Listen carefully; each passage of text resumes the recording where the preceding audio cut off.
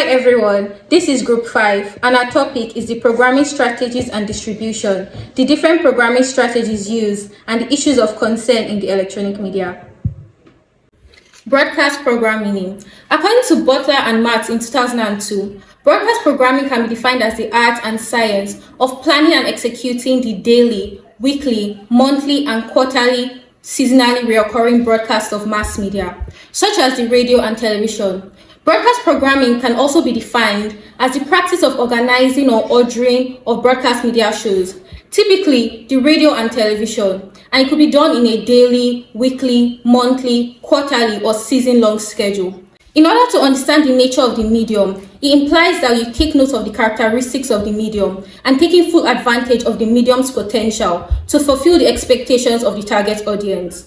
Broadcasters regularly change the schedule of their shows to build an audience for a new show and to retain that audience or compete with other broadcasting shows. Now we're going to talk about the functions of broadcast programming. The first function is the content selection. Content selection in broadcast programming is a crucial aspect of determining what shows, segments, or media will be included in a programming lineup.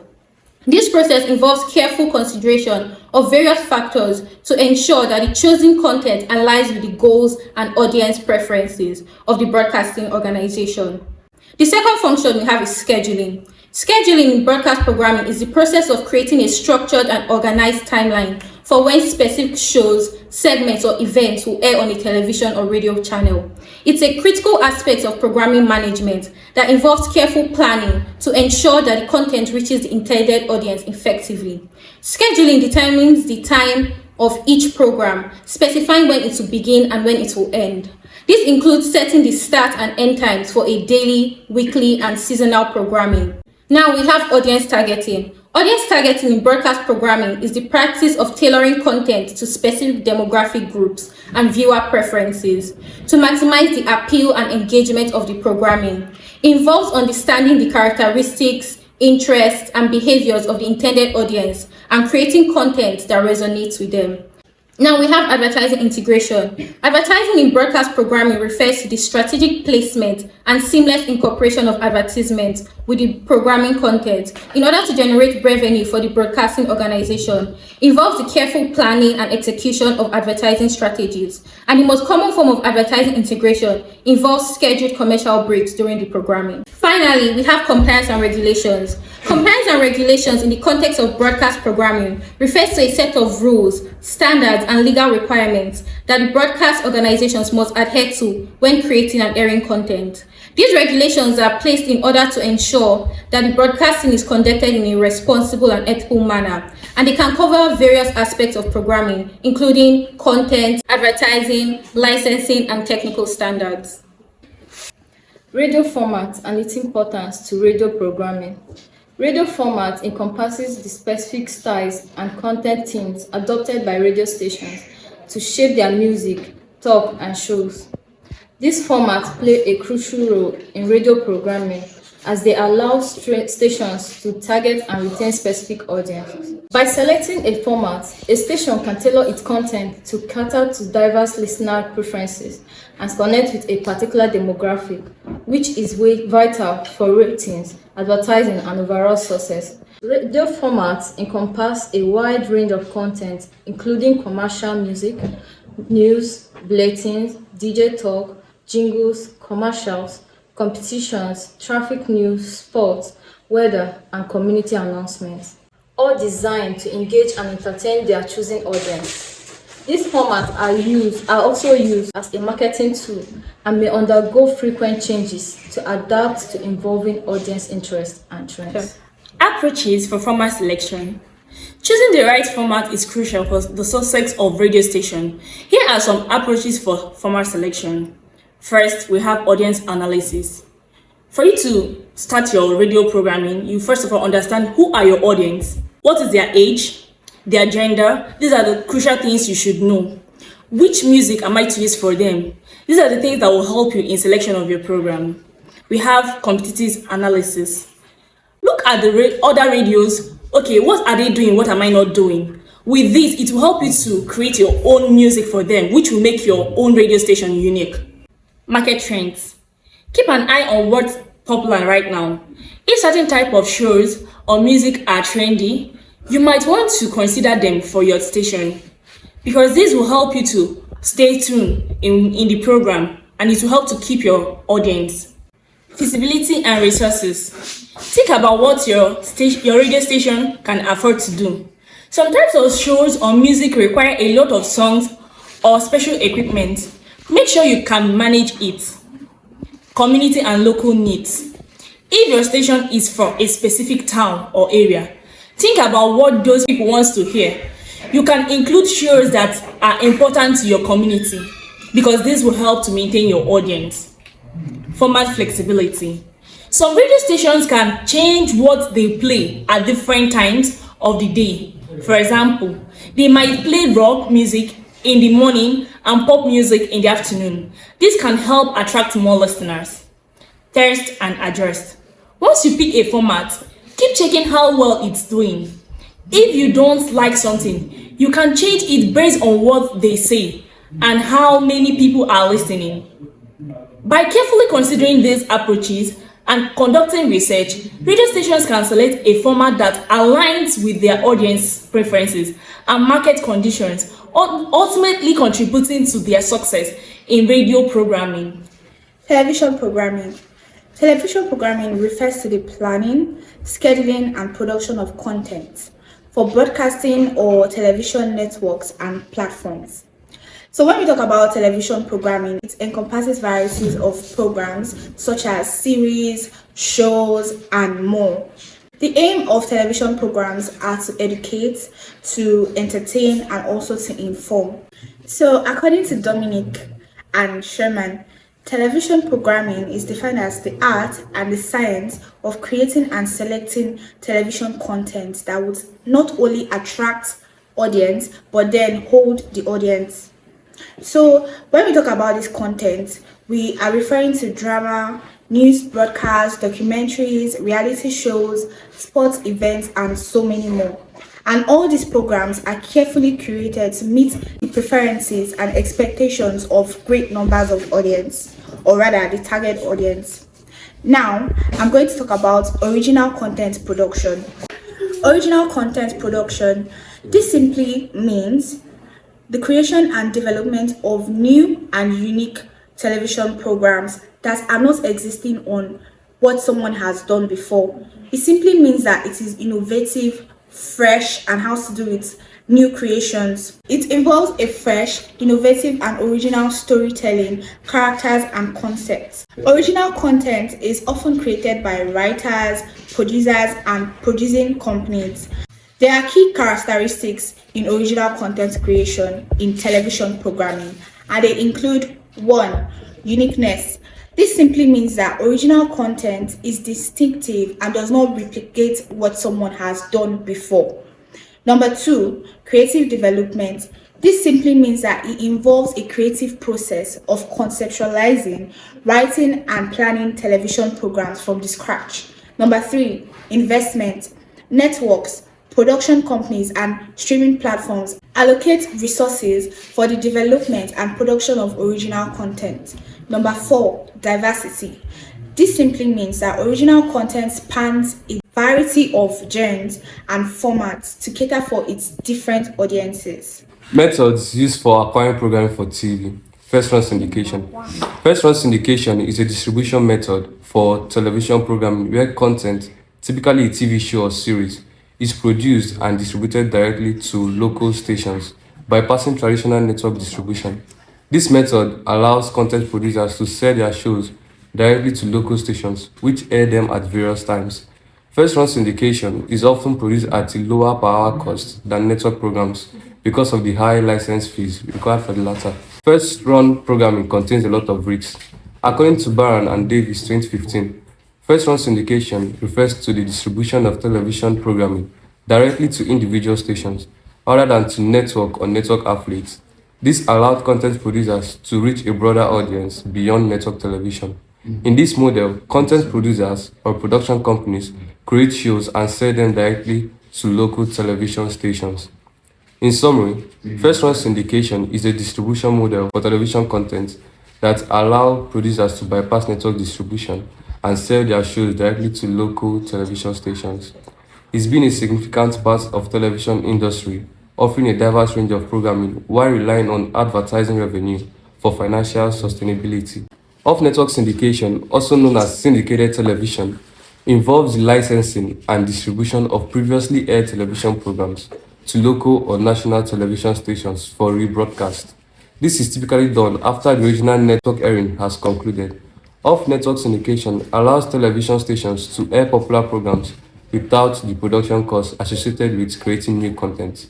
Off-network syndication occurs when a network television series is syndicated in packages containing some or all episodes and sold to as many television stations and markets as possible to be used in local programming time slots. In this manner, sitcoms are preferred and more successful because they are less serialized and can be used non-sequentially, which is more beneficial and less costly for stations. Programming strategies. 1. Counter-programming. Counter-programming is the practice of deliberately scheduling programming to attract viewers away from another major program. Counter-programming efforts often involve scheduling a contrasting program of a different genre or demographic, targeting viewers who may not be interested in the major program, such as a sporting event, which typically draws a predominantly male audience, against an award show that attracts a predominantly female audience. The next strategy, hammocking. Hammocking is a technique used by broadcasters whereby an unpopular program is scheduled between two popular programs in the hope that viewers will watch it. Public television use this as a way of promoting serious but valuable content. It can also be seen as a technique used in broadcast programming whereby an unpopular television program is scheduled between two popular programs in the hope that viewers will watch it. Using an analogy of an hammock hanging between two strong and established trees, hammocking is limited to prime time, where appointment television is strong. The main theory in hammocking is that audiences are less likely to change channel for a single time slot. Presupposing that there are 3 available time slots, the weakest show would, under a hammocking strategy, be placed in the middle slot so that it is the leading. The show that airs before it is a series popular enough to create a coattail effect where a viewer leaves the television on the same station. To keep people watching, another popular show is positioned in the lead-out slot after the weak show, so the viewer has reduced incentive to change the channel. The next strategy, tentpoling. In broadcast programming and motion pictures, a tentpole is a program or movie that supports the financial performance of a movie studio or television network. In the world of motion pictures and television programming, a tentpole is a production which, with heavy promotion and probably carrying a large investment, is expected to hold up as is the function of a tent and balance out the performance of a movie studio or television network. An example of this strategy in television is to schedule a popular program alongside new or unknown programming in an attempt to keep viewers watching after the flagship program is over. In the movie business, tentpoles are sometimes widely released initial offerings in a string of releases and are expected by studios to turn in a profit in a short period of time. When the production fails to meet expectation, it can be said that the tentpole has flopped. The next one, leading program. A leading programming strategy is a critical component of television broadcasting and streaming services. It involves the scheduling of a program, of a popular or related program, immediately before a new or strategically significant show, with the aim of retaining viewers from the preceding program and transitioning them to the next one. In broadcasting, a lead-in is a programming strategy that involves scheduling a popular or well-rated program before a newer or less popular program in the hopes that viewers of the popular program will stay tuned for the newer program. This strategy is often used to introduce new shows to viewers or to boost the ratings of a show that is struggling to attract an audience.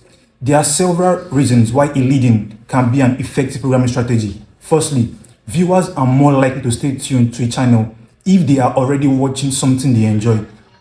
Secondly, Viewers who are familiar with the popular program may be more likely to give the newer program a chance. Thirdly, a successful leading can help to build a loyal audience for the newer program, which can lead to higher ratings in the long run. TV network apps. Many television networks and channels offer dedicated apps and websites where viewers can access on-demand content, live TV streams, and catch-up episodes. Examples include the ABC app and HBO Max. Another one is the video on-demand service. VOD services like Netflix, Amazon Prime Video, and Hulu distribute movies, TV series, documentaries, and original content to subscribers, allowing them to watch at their convenience. Digital TV and radio stations. Many radio and TV stations have digital counterparts that stream their content online, expanding their reach to a global audience. These digital stations have websites and dedicated apps for streaming. Live streaming on social media. Social media platforms like Facebook, Instagram, and Twitter offer live streaming capabilities, allowing broadcasts to reach their followers with live video content. Web streaming. TV and radio stations often offer live streaming on their websites, allowing viewers and listeners to access content online. Live streaming is also used for news and events. Digital distribution platforms on social media. These are online services that allows users access to a wide range of information and content digitally. Now, in the context of radio and television programming, digital platforms plays a very crucial role of delivering content to a diverse audience through digital means. There are some digital platforms that are relevant to radio and television programs. They include streaming services. This is an online service that allows users to stream, share, and access content. The platform includes Spotify, Apple Music, Amazon, etc. Now, this platform allows record labels to upload their music for people to go and stream and listen to. This platform also offers playlist and radio service programming. We also have podcast platforms. It consists of interviews, discussions, stories, etc. Platforms like Spotify Podcasts, Apple Podcasts, Google Podcasts enable content creators to distribute podcasts to a global audience. Issues of concern regarding programming for the electronic media. Programming for electronic media, which includes television, radio, and online platform, involves a range of complex issues and challenges.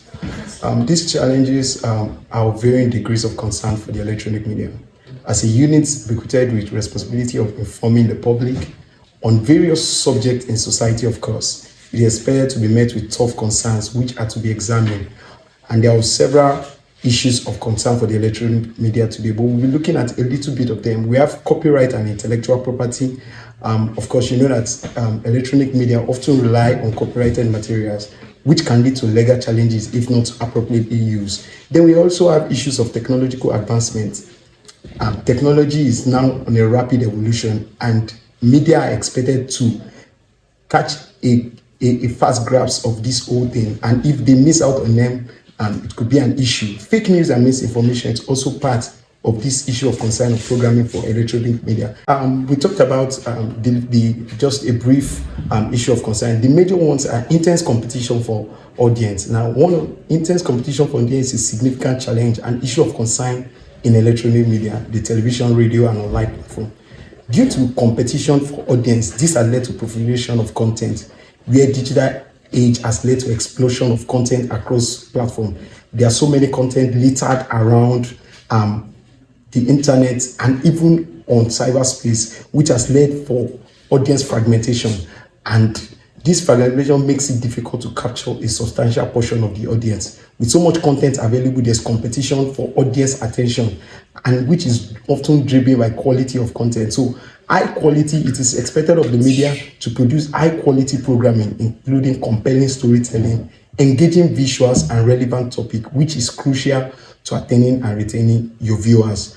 And the major reason for this is the UGC, which is the user-generated content platform, where audience themselves are not just watching, they can create content themselves. And so this content poses competition for professionally produced media. And then when audience are producing content themselves, the authenticity and relatability of such content can be appealing, and it can be compelling as well. And so we have looked at, we can see streaming platforms like Netflix, Amazon Prime, Disney, they have all disrupted traditional television broadcasting. And so these are issues on concern for the media. The second one is the rising cost of programming. Of course, because of the audience competition, the competition for audience and the high quality of programming, producing content now is now very expensive. Content production cost producing high quality content, whether it's a TV show, a movie, or even online video, it costs a whole lot to put video together. In fact, this video you are even watching as well, it took a whole lot of effort to put this together, and that's to tell you how it is for even media organization to produce content. It's actually very high financial distance. Stability, and established that often demand high salaries. Now, when you produce media content, you need personnel, you need those who are in the limelight to feature in those content, and bringing all these influential persons, bringing these top famous persons on your content, you need to pay them more. So these whole things are things that have, when joined together, you look at them, in fact, it's a whole issue. And then not just that, not just producing. When you produce content, you also need marketing, promoting, and distribution of this content. These are very things entirely different from producing. When you produce a program, you need to market that program, you need to promote it, and you need to distribute it. So these are very expensive things. Advertising campaigns, social media marketing, promotional events, putting all of these things together really costs a whole lot. And this has really brought production of program on the increase. Number 3, regulatory consent and compliance. Regulatory consent and compliance are crucial considerations in the field of electronic media, as they play a significant role in shaping the industry and ensuring that the content is produced and distributed in a responsible and legal manner. Some key regulatory consent and compliance issues are: A. Content standards and censorship. Government and industry bodies often establish guidelines and regulations regarding what can and what cannot be broadcasted or published. These standards cover issues like obscenity, hate speech, and other content. Ensuring compliance with these standards while maintaining freedom can be seen as a delicate balance. Then we have B. Children's programming. Regulations often require that broadcasters and online platforms provide content appropriate for children with a specific time and restriction with content guidelines. Compliance with these regulations is essential for the protection of the young audience. Then we have C. Advertising regulations. There are rules governing the content and the placement of advertisements. This includes restrictions on false advertising, targeting children with ads, and ensuring that political advertising is transparent and compliant with campaign finance laws. We have D. Copyright and intellectual property. Using copyrighted materials without proper authorization can lead to legal issues and compliance concerns. Electronic media outlets must ensure that they have the right to use music, images, video clips, and other contents in their productions. Failure to comply with relevant regulations can result in legal consequences, fines, reputation damage, and even the loss of broadcasting and publishing licenses. To address regulatory concerns and ensure compliance, and electronic media organizations typically employ legal experts and compliance officers who monitor and navigate the evolving regulatory landscape. Staying up to date with changes in law and regulations is crucial to operating within the boundaries of law while delivering content to the audience. Number 4, effect of multi-platform environment. The multi-platform environment is characterized by the availability of content and services across various devices and channels. It has a profound impact on both the media industry and the way the consumers access and interact with the content.